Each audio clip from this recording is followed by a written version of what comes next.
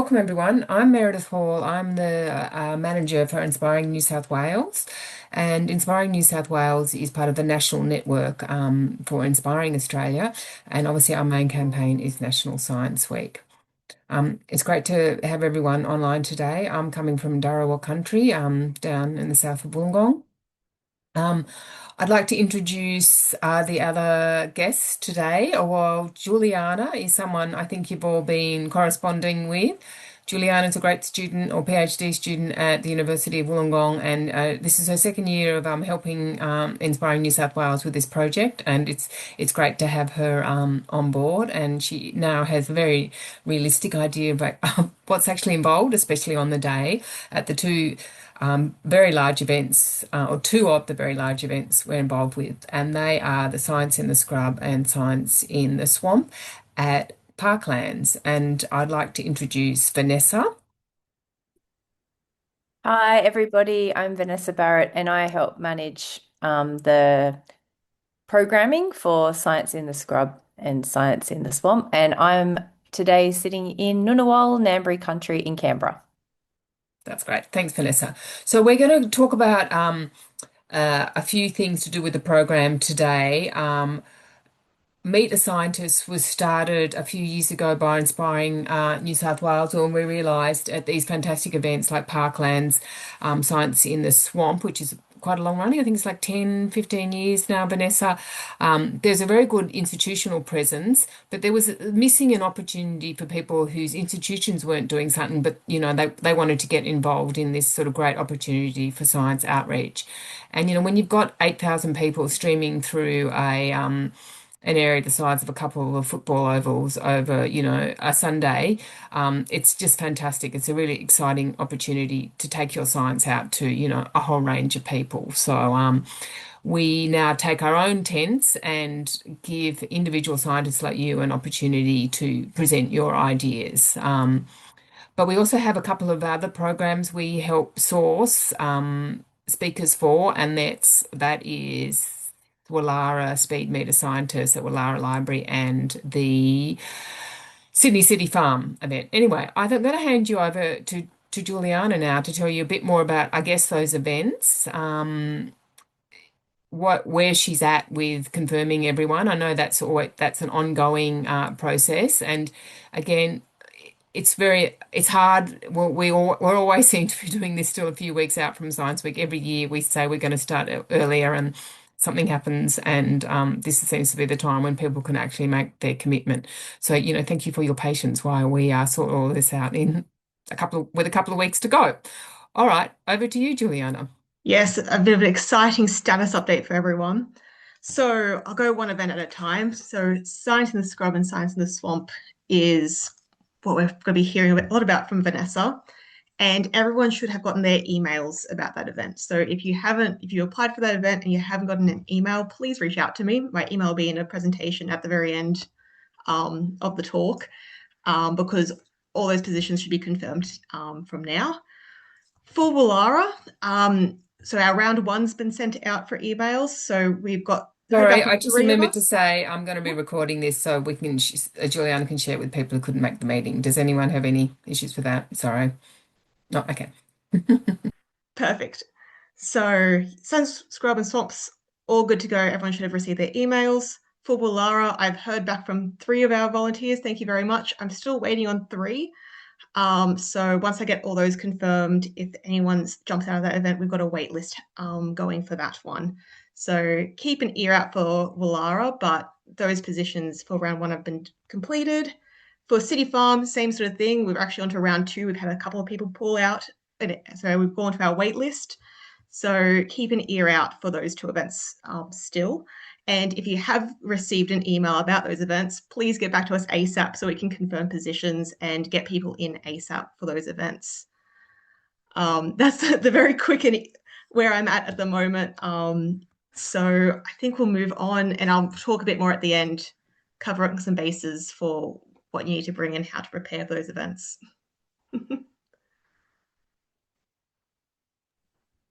Okay, I think it's over to you, Vanessa, to talk a bit more about how Science in the Scrub and Science in the Swamp work. Got a great slideshow.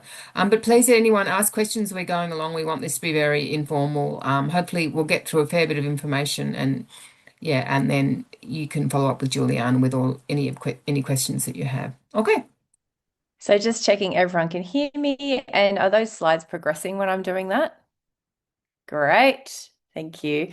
Thanks, everyone. I see a few familiar names. I'm excited to see all the science people back. And just repeating what Meredith said, actually, the Meet a Scientist 10 ended up becoming one of the most popular stalls at the two Parklands events. So fabulous you can support again this year.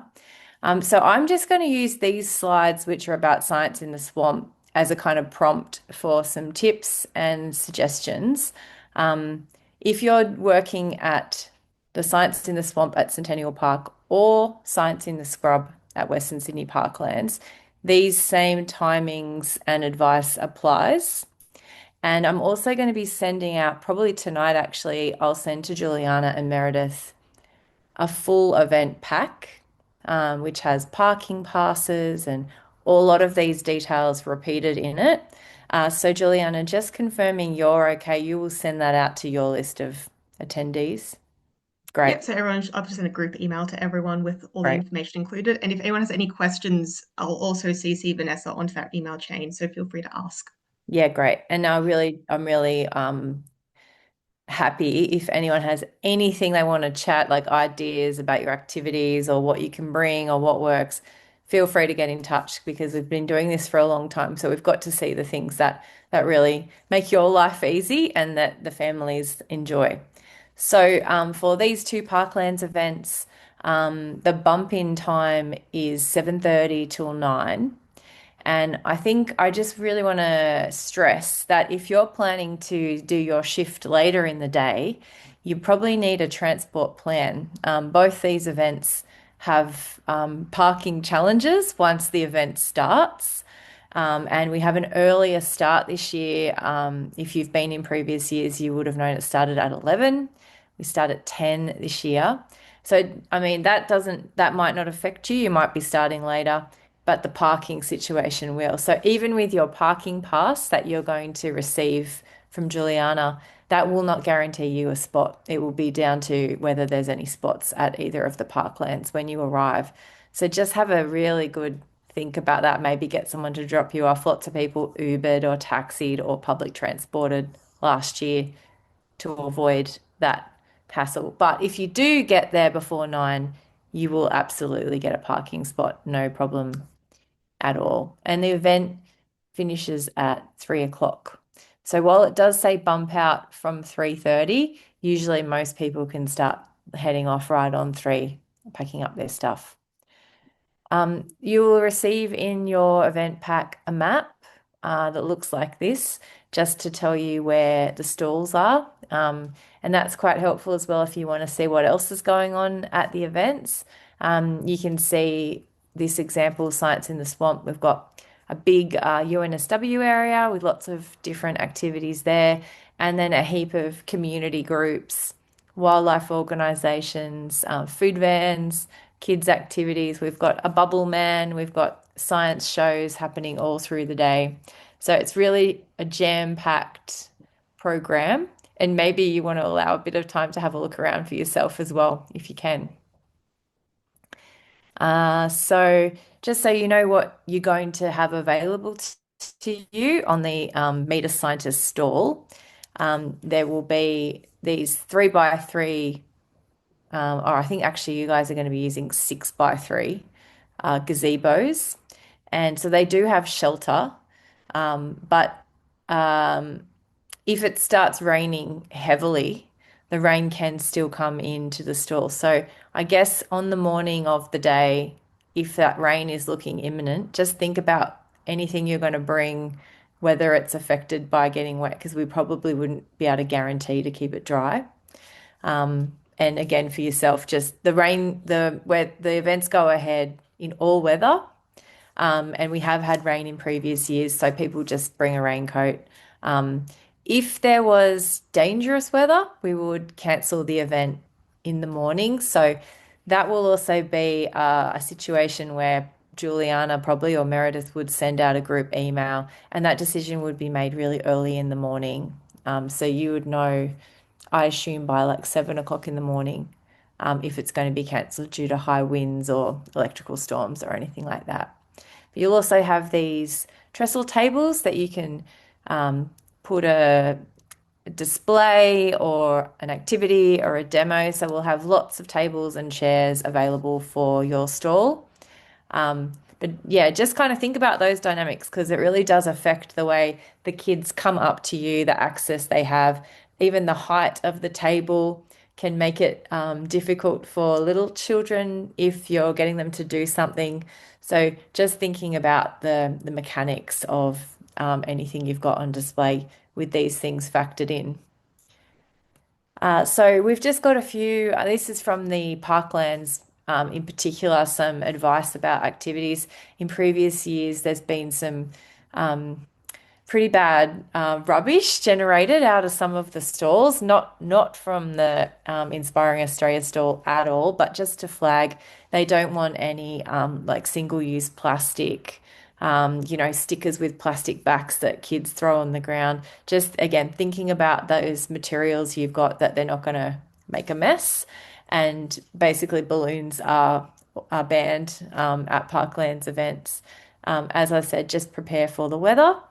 And a really good tip is to have some food and drink with you. There are plenty of food vans. I think Meredith and Juliana will be supplying some lollies or snacks or something. Yeah, no, we will supply. Yeah, we will have platters of sandwiches, fruit, and biscuits, and snacks. So yeah, everyone is covered for food. Yes, of course there are, there's pizzas and golzemle. Sorry, I'm not pronouncing that correctly. The Turkish pizza. There's all that sort of hot food you can get at the place and coffees. But definitely we would say to people always bring your own water bottle and a keep cup. Oh, yeah, great. Okay, so that's probably it for the event logistics. I'm not sure if we have we got someone on this meeting who is a previous stall holder? Um, I think we have a few. I think we were going to ask any I of them. think we're gonna, yeah, Yeah, go to Randall now to talk great. about being a previous store holder, what he's found works for these, and then just a broader discussion amongst you about how to have hands-on activities for kids, do's and don'ts, and then we can answer specific questions. How does that sound? So Randall has been doing this sort of outreach for quite a few years in his role as a lecturer in mathematics at the University of New South Wales. And we just thought it'd be handy to have him along to talk about what he's done in the past, what works. Pretty hard. Well, I mean, sometimes it might seem obvious that maths can work and handheld, it's easy for the people who've got, bees and honey and things like that. Biology always seems to be the easiest science to get kids to come and do something with, but I guess the challenge is to get all these other ones happening. Great. So, Okay. do you put me up on the screen or how does that work? Come on. I can't hear you. We can see you well. Okay, great. Oh Yeah, yeah. yeah. Yeah, great. Okay. Yeah, like maths is a bit more difficult sometimes than some of the other disciplines. Just quickly, my background, I've had a lot of experience with presenting and training. I was involved in amateur radio years and years ago. I had to do a lot of presentations in my finance career. Afterwards, I did some professional training and speaking work. I was a member of the National Speakers Association. And for the last 15 years or so, I've done a whole lot of what I call not-for-profit outreach. So, talking at schools, adult groups, and things like National Science Week, and in particular, Meet the Scientists. So, I've done the Swamp and I've done Wallara Library. Um, so the first principle I think that's important is know your audience. And I was surprised when I started doing it that the audience is predominantly primary school kids and their parents. And for me, there was a smattering of high school students. So uh, it almost goes without saying that primary school kids are not interested in the research that I do in understanding prime numbers better. Um, using floor function sets. So what I would do with them typically is something like adding up odd numbers. So you start with the odd numbers 1, then 1 plus 3, then 1 plus 3 plus 5, then 1 plus 3 plus 7. And when you add them up, you get 1, 4, 9, and 16. And so you pose the question, is there something special about the numbers 1, 4, 9, and 16? And there'll always be one or two kids that will say they're square numbers. So 4 is 2 by 2, 9 is 3 by 3. And generally, I've got some UNSW merchandise stuff, so I can give out a few little prizes and stuff like that. And having done that, then I'd ask the question, who thinks that if we do that with bigger and bigger odd numbers, that we will always get a square number. And after that, I might talk about adding up even numbers, etc. And so that works very, very well. Now, if I was doing it for high school, when I do it for high school or adults, I would do it on a whiteboard or a blackboard. But I found these in Kmart. So I've got 50 of these or more maybe. And I started using these at the library and then the swamp. And the kids go crazy for them. Like they were literally at the swamp, they were 3 or 4 deep, kids clamoring to get at these cubes to be the one that could try and add up the odd numbers using these cubes. So it works really, really well for kids. They love props. They like them to be colored. They like them to be high contrast. You can't go wrong with that. Just to illustrate further, just to like uh, when I talk to university students, we often look at the remainder of numbers, the modular arithmetic. And this idea came from one of the other lecturers at the university.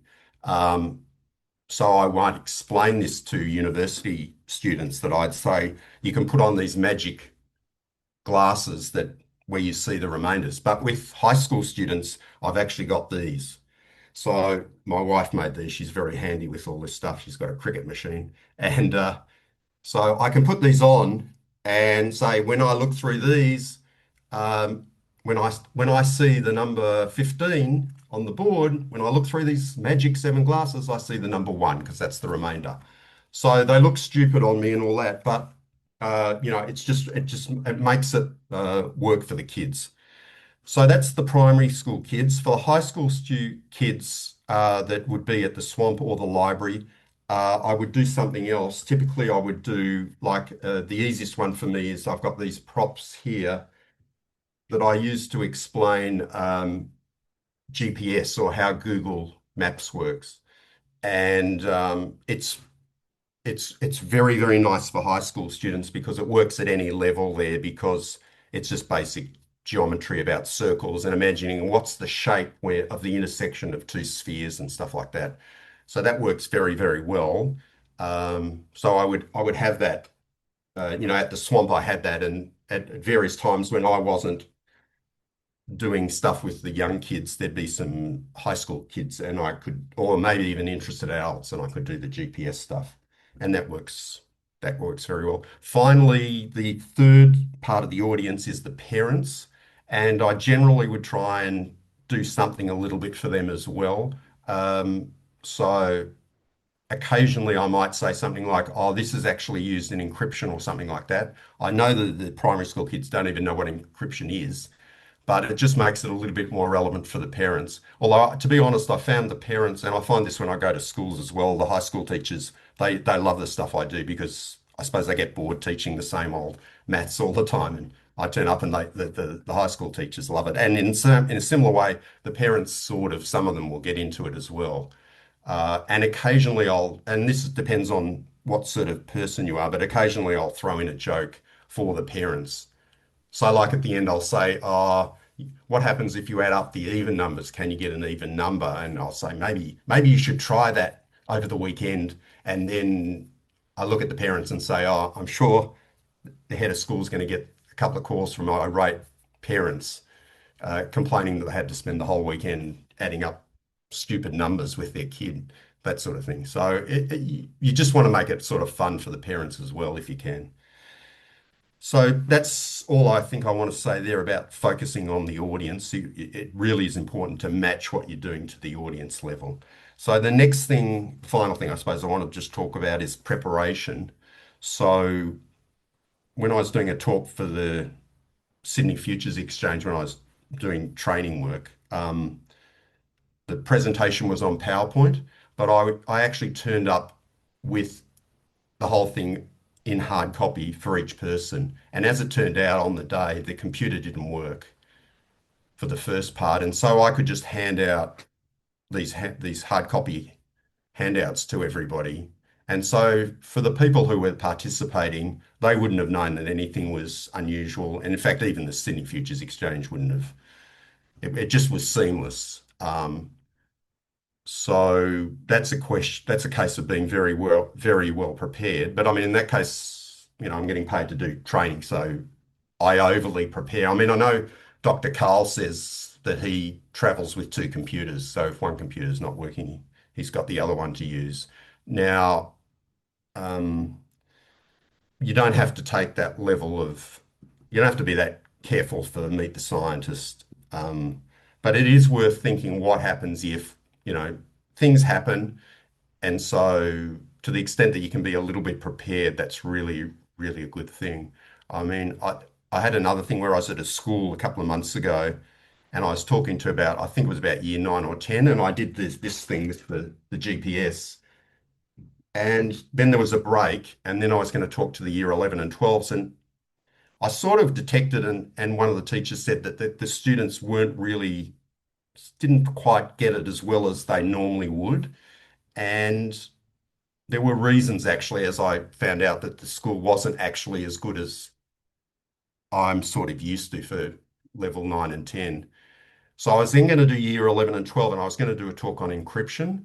But because of what I'd learnt in the first talk, I pivoted and then I just did encryption. I just did the GPS one again because I could tell then that that would be better suited to those students, and it worked fine. So it's just worth thinking, what can go wrong? Basically, if something can go wrong, there's a good chance it will. So, um, you know, to the extent that you can anticipate that, that's great, especially if it's not a lot of effort. So if I'm doing something, I know the GPS stuff, I can just throw the stuff in. It's very light. I'm prepared. If something goes wrong with something else, I can just go into that easily. There's no problems.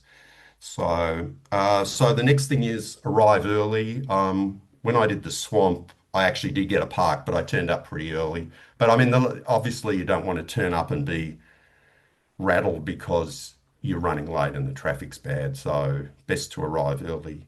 Um, this may not be relevant, but uh, I found when I do long presentations or high stress ones, things that are for me high stress, I found afterwards I would just be worn out and craving sugar, even though massively, even though I don't actually have that much sugar in my diet. And like for hours afterwards, it would really wreck me. And I researched it a bit and I found that actually having a little bit of sugar beforehand, like toast and honey or something, really helped afterwards. So maybe it's not that critical for, although, the swamp goes for quite a long time. So if you're going to be doing a lot of work, you might find a little bit of sugar beforehand will help you afterwards when you're at home collapsed. And then the last thing, I suppose, is I just reinforce what someone else said about being prepared for the physical environment.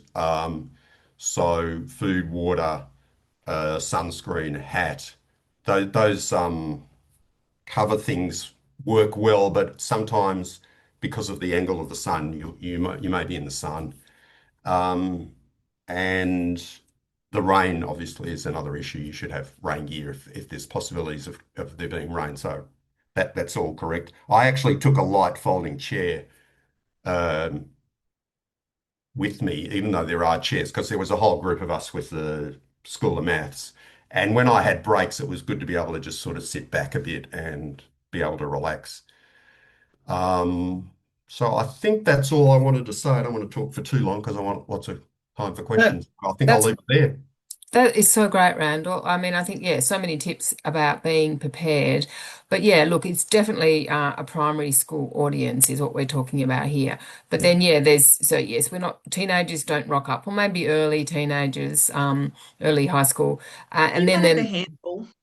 I yeah, think last year there was a handful, but yes, there's a all in handful. primary But school. yeah, it's really about, and speed meter science at Lara Library is quite different because you've got that, it's much more intense. These are about like tables under a store, kids just coming past going, what is it? And they seriously want to go, what is it? And they sort of push through and they're like, oh, what's happening? And then I think, as Matthew can say, we might even get you to say a couple of words, Matthew. It's about having something that they can see you do, and then you can explain in like it's a maximum of like three minutes your little spiel, and then they're all crowding around, and then you do it again and again and again. So yeah, it is quite exhausting, and we will make sure everyone gets time off for a break. That's a really important thing.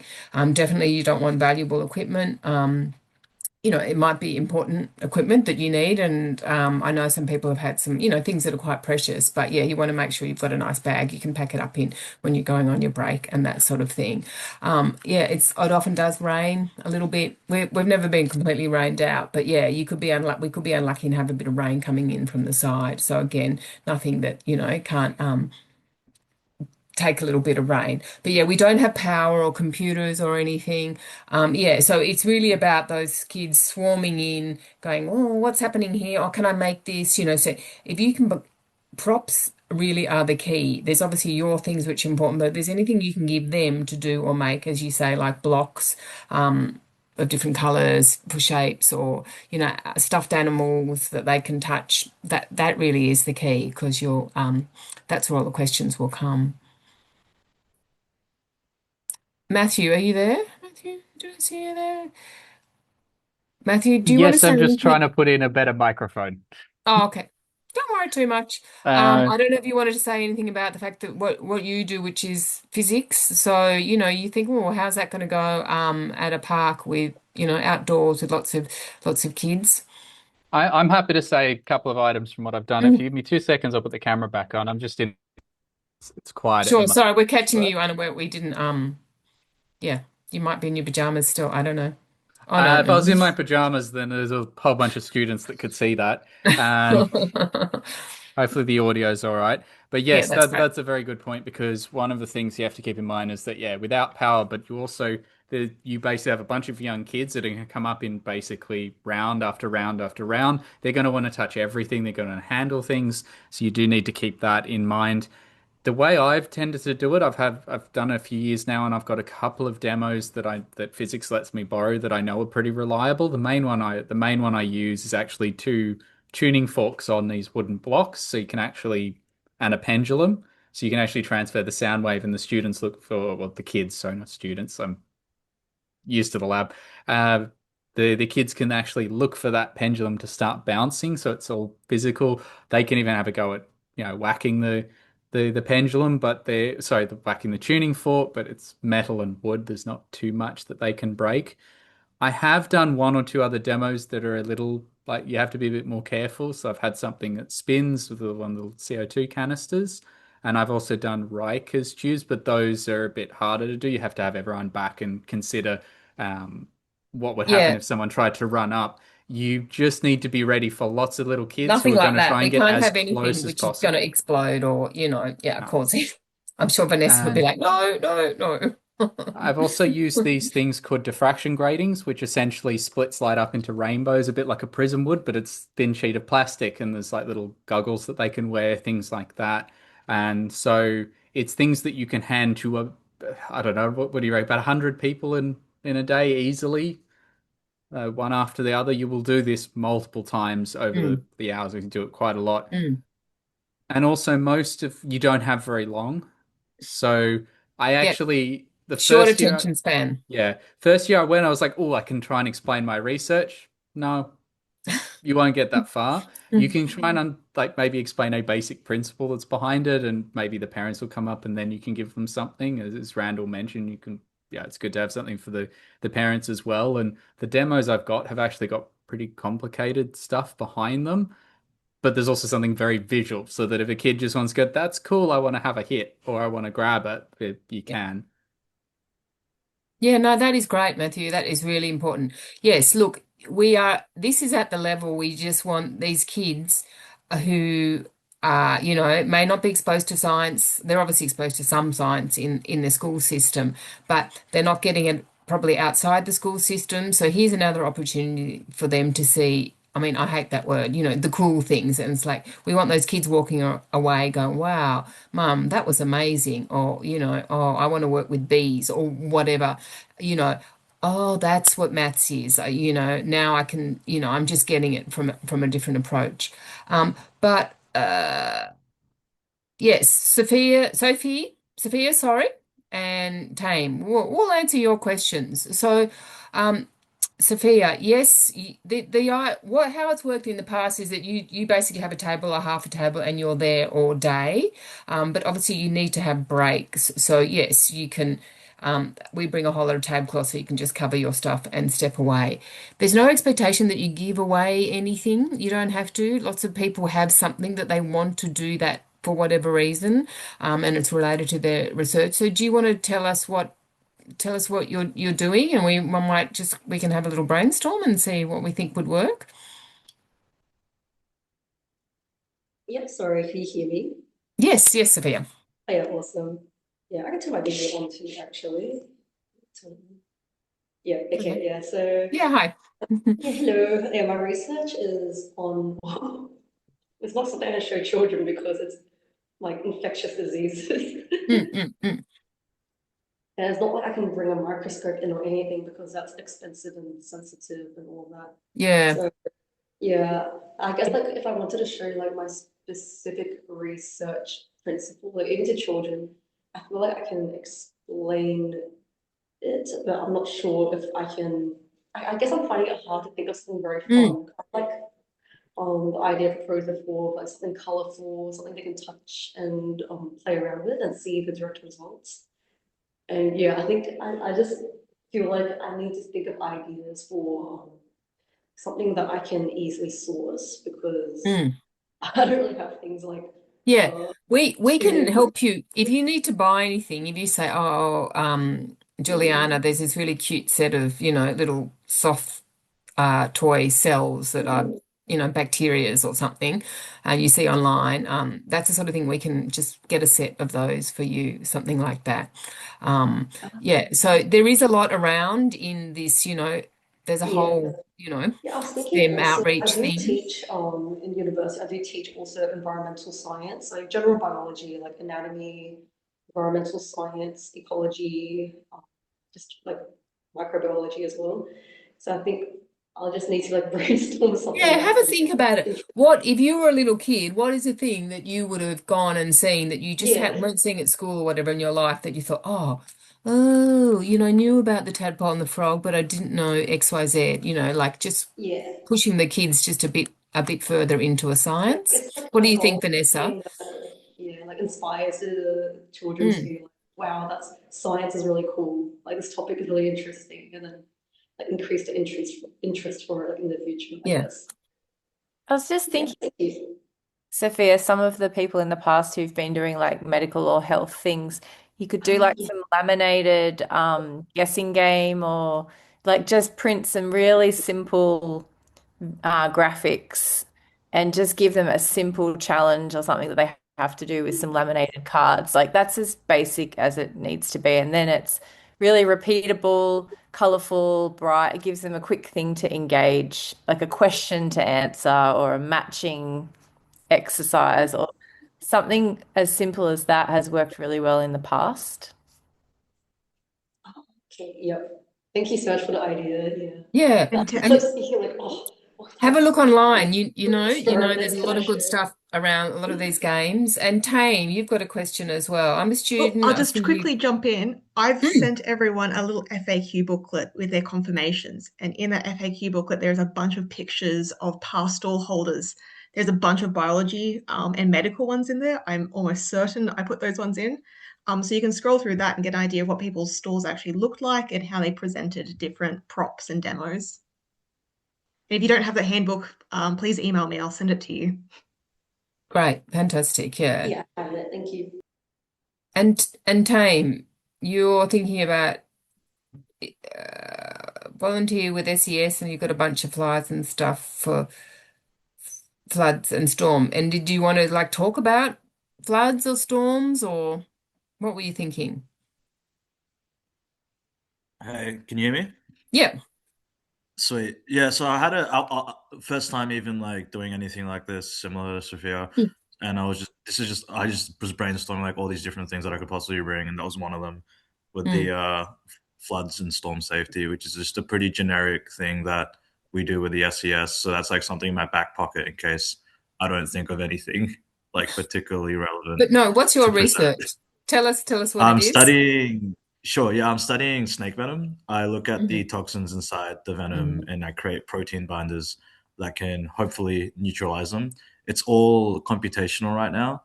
Mm. So I was thinking, like I messaged in the chat, maybe like creating like a model for how proteins work. So like you could get like different puzzle pieces and show like, oh yeah, proteins will like interact depending on their shape to lock into certain place and positions, and maybe using like magnets to kind of represent the electrostatic forces that go into whether proteins interact or not, like to like negative like if the polarity of the magnets are like opposite, then they'll like attract each other and like slot into place with like the puzzle Mhm. pieces, and if they're the same then they'll repel and not slot in, even if the shapes are like complementary or whatever. Does that make sense? That's, Definitely. yeah, it sounds really cool. Like I can see that sort of jigsaw puzzle again, very basic, just like where they have to match things up. But Tame, don't miss the chance to bring a toy snake or something Yeah, because please. I was going to say, please bring some yeah, snakes. yeah, you Something have as simple as that, yeah. yeah, you at least have it there because that's the thing that the kids will be like, "Oh, you're looking at snake venom." You know, you that visual cue to link you to that research, I think is really important, and the kids will love it. Just a cheap toy snake. Sure. Yeah, I Or could an definitely buy some inexpensive Kmart. stuffed one. I don't know what you can Yeah. get these days. Or if you Not really obviously, game a real one. no, no live snakes. I I think think, we'll need like safe working practices and yeah. what's the word? These are, Risk assessment for that. but you know, Tame, just to say to the kids, they come over, oh, you know, what are the snakes for? And you go, well, I'm researching snake venom. You know, so I'm working with snakes, but you know, yeah, and then it's just that, and this is I want to show you, you know, what I'm doing to find out, you know, to help people, to help us work out what to do when a snake bites us, which hopefully it won't. Um, and Bonita, yeah, definitely. You can definitely have a little team. That seems to work quite well. Two or three people, probably the max is three, maybe four. And if you want to just all be there together and give yourself breaks and swap out, fantastic. Thank That's fine. you. Thank you. And have you got an idea to show to model your conservation genetics rewilding? Yeah, sorry, I would turn my camera on, but it's horrible quality at the No, no, that's moment. fine. You don't have to. No. Yeah, we all sort of work in the rewilding space with like Yes. quolls and native rats and Oh, stuff. fantastic. Yeah.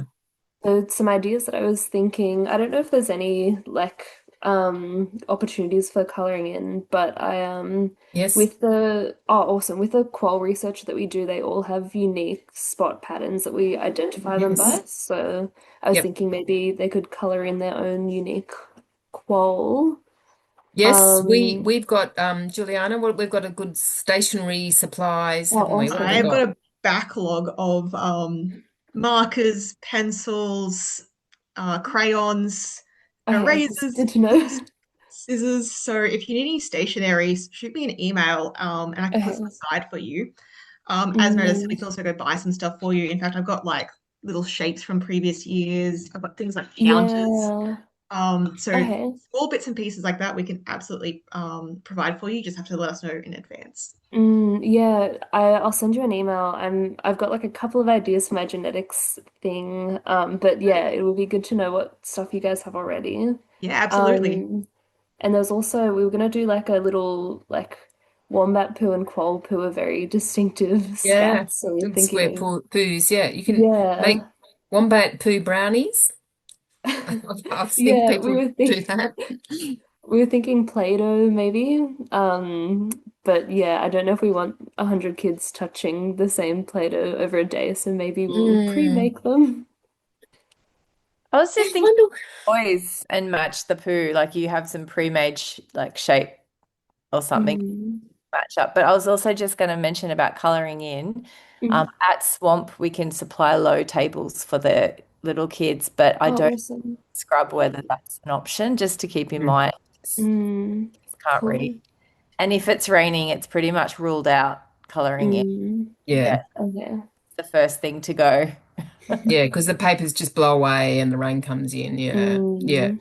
The But other no, thing you it's could do, the other thing you could do for to illustrate that they all have different patterns is have some laminated uh, things showing the patterns and get them to try and pick which two patterns are the same or something like that. yeah, the odd one out. Mm. The Yeah. odd one out, which illustrates what you're sort of trying to illustrate, but you don't have all the problems with the coloring and Mm. all that.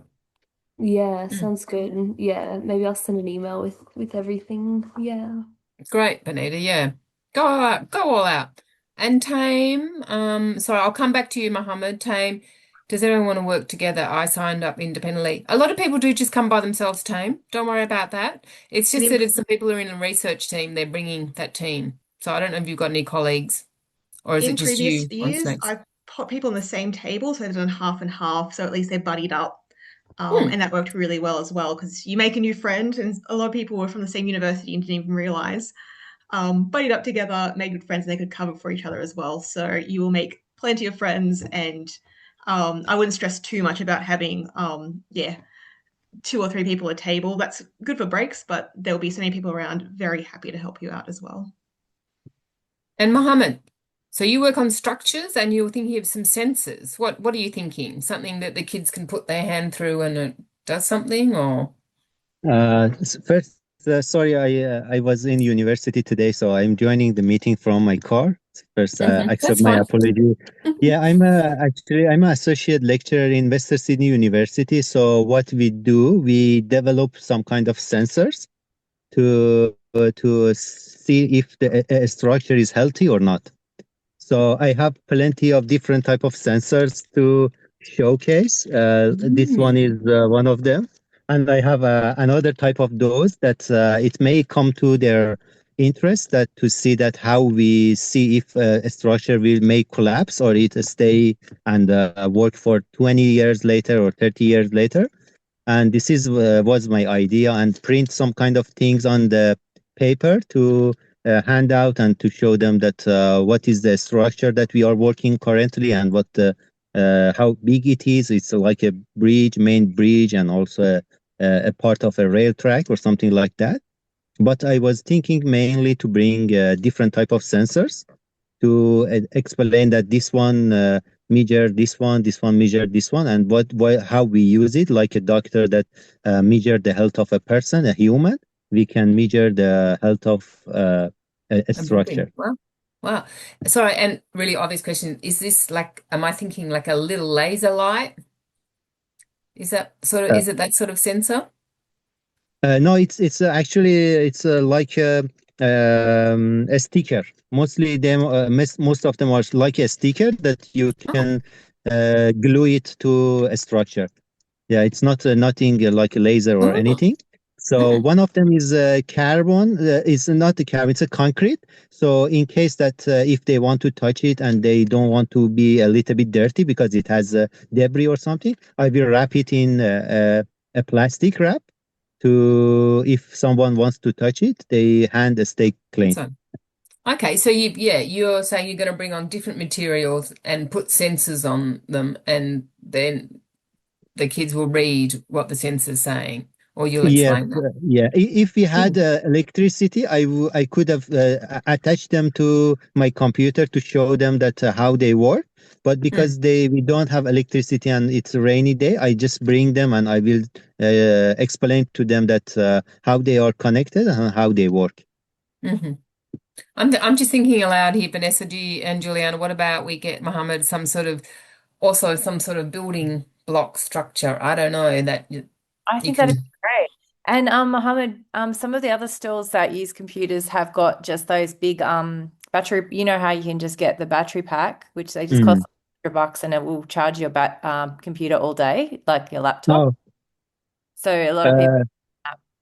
the problem is not my laptop because between my laptop and these sensors, always there is another device that it also should be connected to electricity. Okay. I can take them and borrow them from university, but they always need to be plugged in Plugged in the yeah. electricity. Yeah. Yeah. Probably actually more about the simplicity in this case. Actually, Yeah. I think that your idea is really good without the power. Because once you see all those kids coming towards you, you'll be glad it's very simple. Yeah. Yeah. That was I was thinking. Yeah, I'm so excited actually because they are. I always teach here to students in university, but making it simplified as Mm. that students and children can understand, it's a new challenge and exciting thing for me as well.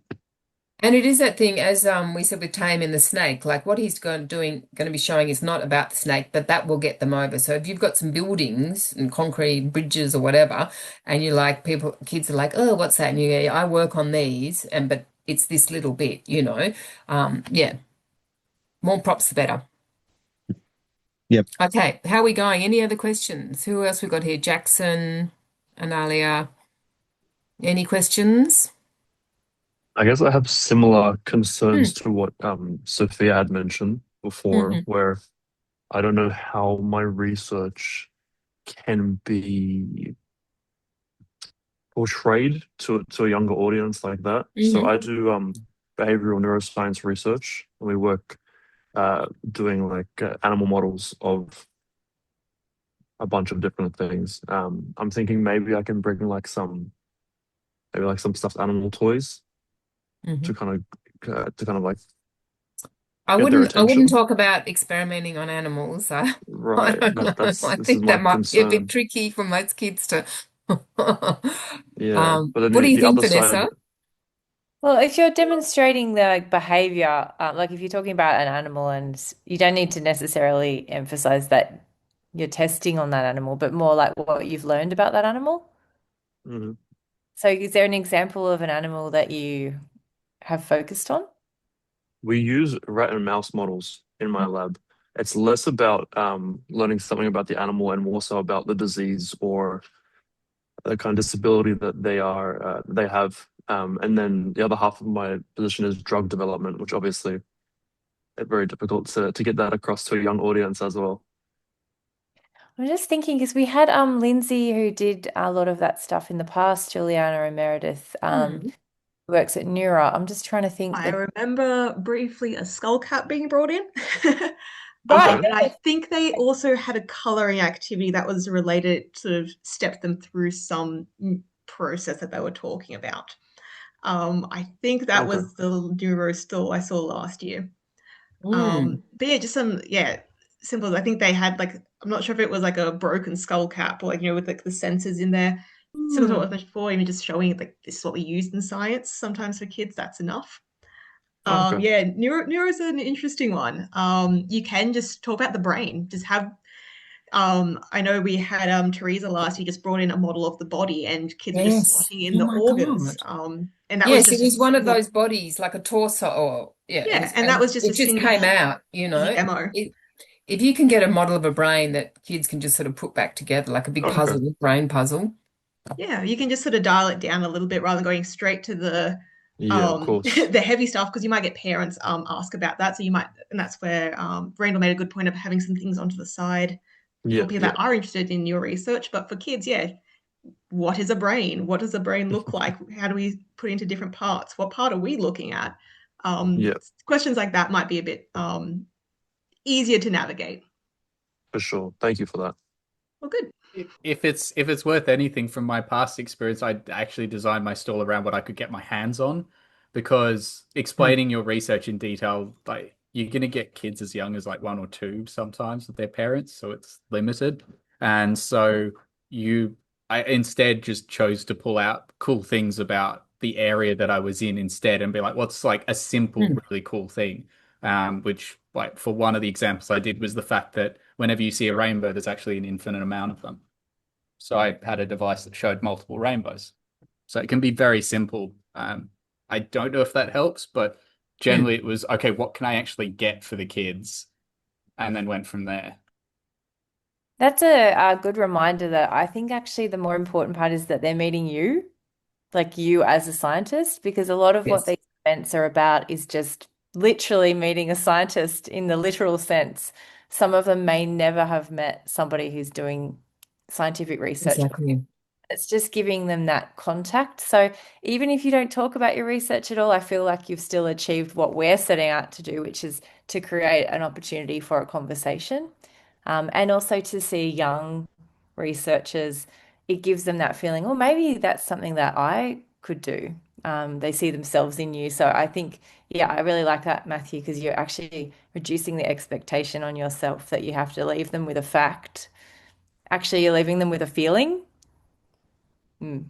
I think the other thing is if people have trouble coming up with something, is to just generalize more. So literally to the point, like if someone is just a chemist, like if they do chemistry, just find something in chemistry that will work at the swamp or at the library or whatever.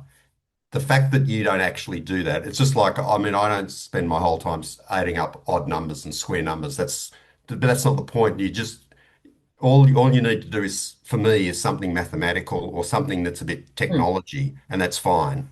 You don't really need to get too hung up about. It's bad to actually force your particular area because if it's not going to work for the kids, Mm. it's better to And then just. it is, yeah, it's the discussion then goes, kids don't know that, yeah, if you like snakes, you could end up researching snake venom, like that's pretty cool. And they're like, oh, but I have to be a scientist to do that. Oh, what is a scientist? What exactly do they do? I don't know any scientists. That's what's going through that kid's head. So they can leave going, oh, wow, that was really, I want to work with snakes. Oh, I'm going to have to do some maths and science, which is what we're all here for. Um, you know, yeah, that will be really, yeah, that's it. I'm going to pay a bit more attention in class now, or ask more questions, or do something. And Anila, sorry, is that how you pronounce your name, Anila? Yes, hi. Yes, great. Hi. Yes, microscopes. Yes. Sorry, The I am thing also in the car. that's fine. Yeah, the thing is, yes, we don't have, power unless you've got a microscope which you can have with a power bank, as Vanessa said, Or or you've battery. got some of those old-fashioned ones which you don't need power. Yeah. Yeah, old-fashioned one. Now I will search the old-fashioned one, which the power bulb. Yes. Yeah, Yeah. I will, I will, Yes, I will if you figure can it get out. kids Yeah. to look through a microscope, but then you need something else, like something, an activity, or what did you see? Can you draw that again, or put together this puzzle which explains that? We've certainly had lots on blood. Have we got the Red Cross people coming again this year, Juliana? Yep, we certainly do. Yeah, Okay. Yeah, they're that's very good. good they do a lot of that outreach about blood, don't they? Yeah, I'm also thinking with microscopes, we've had a fair few actually bring in microscopes. I actually don't think they even turned the light on. It was just cool I think you could just look through the microscope and kind of get an idea even without the Mm, backlight shining on. They may have been older models, I'm not too sure. Yeah, the older Kids models. Yeah. loved that. And they had mm, I think they had 3D printed larger models, and that worked out really well because you could kind of have, something set in the microscope they could look into and then say, oh, well, this is what it actually looks like. Yeah. As a 3D model you can touch and feel. I think that yeah, worked really well. It's a great idea. yeah. Yep. I will email you close to the event.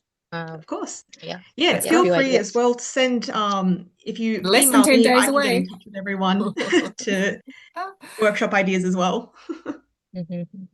Yeah, and Yep. do the old thing, have a look online and see what others are doing. What are the major science outreach museums, around the world do with these sorts of things. It's a whole thing, a Yeah. whole sector. Actually, I've And also there's found occasionally ChatGPT or something like that actually is pretty good at coming up with some ideas. Yeah, especially if you put limitations, like it's young kids and I'm yeah, outdoors and dot dot dot. It's quite good for that sort of. I yeah, haven't used it in this particular case, but I have for some other things. It actually can sometimes prompt some good ideas. yeah. And we will have we have t-shirts and hats that we'll be giving you to wear, nice with the Science Week characters. But obviously there's no obligation to wear them. But that we'd love that, especially so we can get lots of photos of you. yeah, comfortable shoes. I forgot because yeah, it's sort of hard for you to sit down with, I find a lot of the time, isn't it, for these people? It's they're doing the standing. But you know what I'm also thinking, Vanessa and Juliana, just thinking out loud, I might get some really, you know, those little bathroom stools that kids have, little toddlers have. We might just have a couple of those at each of the store at each of the tables and just keep those for future years. So then there's always a couple that the little kid can stand up on. Okay, add that to the shopping list. Yeah. That's a good point. And Sophia, I would say with the lab coats, if you wear a lab coat, normally I would wear it. But don't if you're trying to look like a scientist, because one of the things we're trying to actually say is that scientists don't necessarily and often don't wear lab coats. Hmm. So just wear what you would normally wear so that you look like you. Oh, Yeah. interesting. Yeah, I was thinking, 'cause I Yeah. actually do usually wear one for my work. Uh-huh. But I guess it depends if you want an image of like scientists don't always look like that. They can just be like everyday people. Is that the image? Yeah, Yeah. that's where we're headed with it. But again, if you wear a lab coat in your real work, then that makes sense, especially if Yeah. it's like a brand, if it's branded or something like that. Yeah, I'll think about it then. Yeah, I guess Yeah. it depends. Thank you for Yeah. that. You can wear your branded university gear if that's appropriate, and sometimes people have turned up on that. But this is not about your institution, it's about you as an individual scientist. That's what we're trying to get these people, you know, meeting people without those barriers of institution. They're just going, the family is just walking over. What is this? Oh, that's really interesting. Oh, Mum, I'm interested in that. Can you get me a microscope or something? I don't know. All of those sorts of things is what we want kids to walk away with, you know. And you know, we want those parents going, oh, my kid is interested in science. I didn't realize this. This is, this is something hopefully I can encourage. Yeah, sounds great. Thank you. But yeah, you don't have to wear a lab coat. Okay, well, I think it's probably a good time to finish up then. That's a good hour we've taken. Any last questions? Mm, Okay. Well, just yeah, contact Juliana. Yeah, and yeah, we do have a small budget. If there's something that you like, a little, you know, plastic microscope, I'm just thinking of as an example that you think actually it'd be good to just have one of those. You see it online, send Juliana the link, and hopefully we can just get some stuff like that for you. We can't sort of reimburse for expenses, unfortunately, it's just too complicated. God help me with the University of Wollongong finance system. But yeah, let us know and we can buy some things for you.